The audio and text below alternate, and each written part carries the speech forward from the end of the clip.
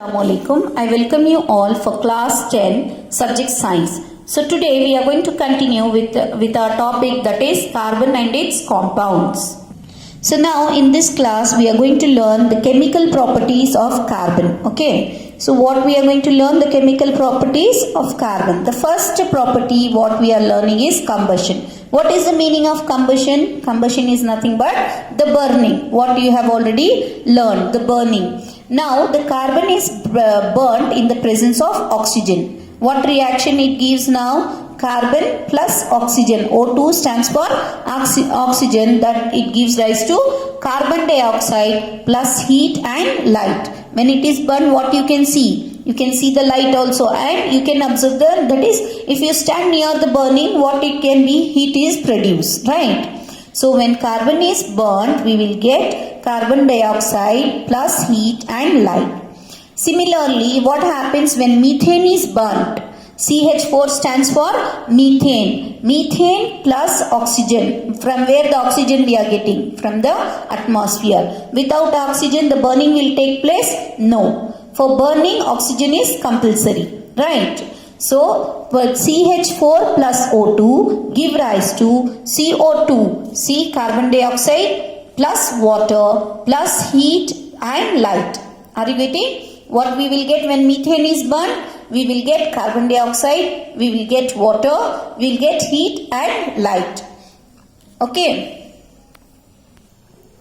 Saturated hydrocarbons will generally give a clean flame, while unsaturated carbon compounds will give a yellow flame with lots of black smoke. Okay, the single chain compounds, saturated hydrocarbons, will have the clean flame, while the unsaturated double and triple bond will give you what type of flame? Yellow flame with lots of black smoke. This results in a sooty deposit on a metal plate. Okay.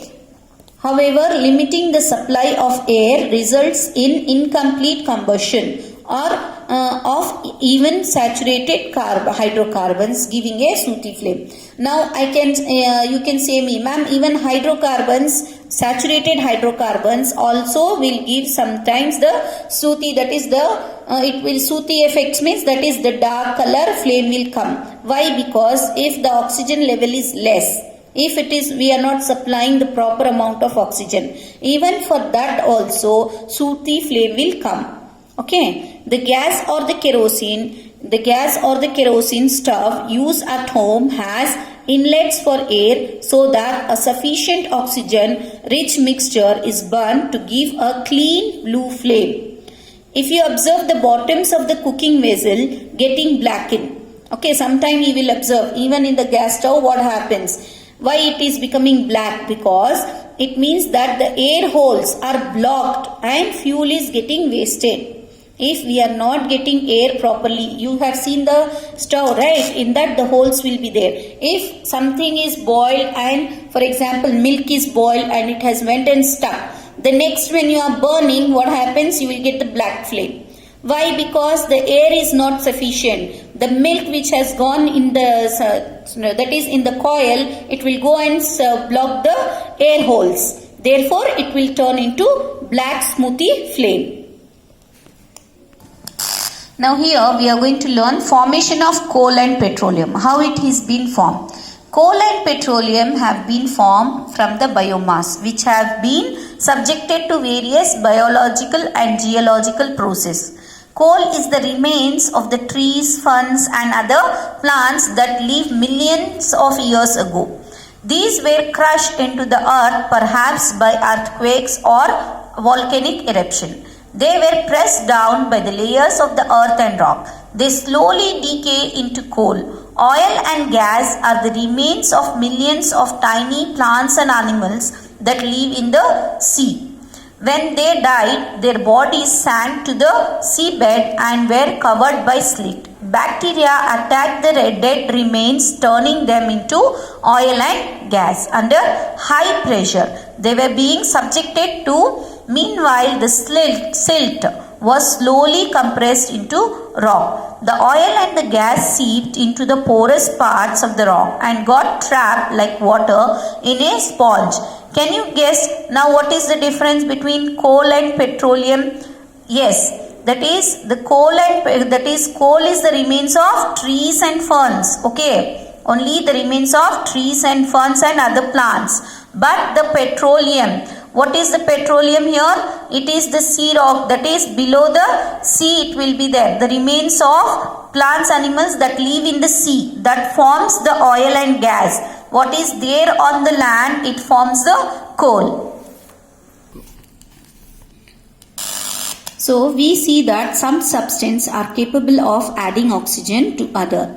This adding of oxygen to some substance is nothing but the oxidizing agent. You have already learnt in your first chapter. Now here alkyne potassium permanganate or acidified potassium dichromate are oxidizing alcohol to acids. That is adding oxygen to the starting material. Hence they are known as oxidizing agent. Any compound which is getting the extra oxygen, okay, when it is taking in oxygen, it is known as oxidizing agent. Yes or no? This is what CH3 CH2OH, alkaline potassium permanganate plus heat when it is given, or with the acidified potassium chromium, it will change into CH3COOH. So the next is addition reaction. What is the meaning of addition? Addition means anything which you add in it. Now here what are we adding? In unsaturated hydrocarbons, add hydrogen. Okay, what we will do in the unsaturated, in the double or triple bond, we will add a hydrogen in the presence of catalysts such as palladium or nickel to give saturated hydrocarbons. Catalysts are substances that cause a reaction to occur, proceed at a different rate without the reaction itself being affected. Means, what is the meaning of catalyst? Any substance that is added to a reaction, but it will not change the products or the reactants. Whatever we are giving and the reactants what we are getting, it will not change with the with that what we are adding. That is known as catalyst here. Now this reaction is commonly used in the hydrogenation of vegetable oils. Using a nickel catalyst, vegetable oils generally have long unsaturated carbon chains, while animal fats have saturated hydrochains. You have seen the advertisement stating that some vegetable oils are healthy, right? Animal fats generally contain saturated fatty acid, which are said to be harmful for health because it will not be digested. Animal fats. The oils or the vegetable oils are unsaturated, which can be digested very easily. Oil containing unsaturated fatty acid should be chosen for cooking because it can be easily digested, dissolved. The next is substitution reaction. What is the meaning of substitute? You are giving in one place, you are substituting the other one. Okay, that is the substitution. Now here for methane, this is CH4 is methane and this is chlorine. In the place of one hydrogen, I am going to place the chlorine. Okay, in the place of hydrogen, the chlorine is shifting. This methane has 4 hydrogens. Chlorine has 2. What happens when we have added these 2? This chlorine will go and sit in the place of hydrogen, and this hydrogen and this Cl will form HCl. Okay. What happens here? Chloroethane, that is here it is formed. Chloromethane is formed here. Okay. Chloromethane is formed with the hydrochloric acid HCl. Understood? It is the substitution where one atom is removed and the other atom is taking its place is known as substitution.